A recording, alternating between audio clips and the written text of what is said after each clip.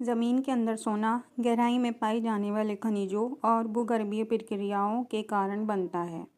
ये मुख्य रूप से 3 तरीके से आता है।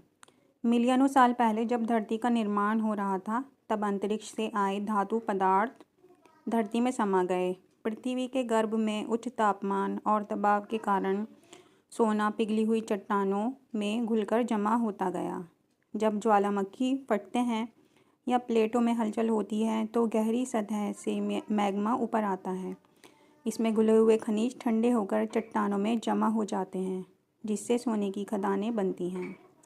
हज़ारों सालों तक बारिश और नदियों के बहाव से चट्टानें टूटती हैं और उनमें मौजूद सोना छोटे छोटे कणों के रूप में बहकर नदी तल में जमा हो जाता है।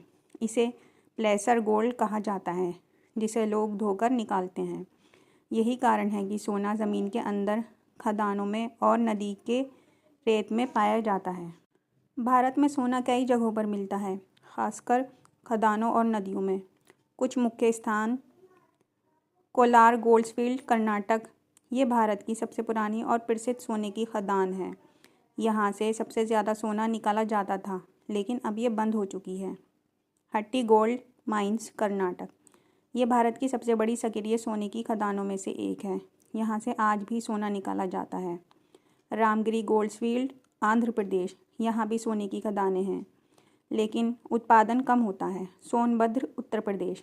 हाल ही में यहाँ सोने के भंडार मिलने की खबर आई थी, लेकिन जांच के बाद भंडार छोटा पाया गया। झारखंड और केरल के कुछ इलाकों और केरल की नदियों में सोने के छोटे कण मिलते हैं। भारत में ज़्यादातर सोना कर्नाटक की खदानों से निकाला जाता है, लेकिन इसकी मात्रा कम है, इसलिए हम दूसरे देशों से सोना मंगवाते हैं। ज़मीन के अंदर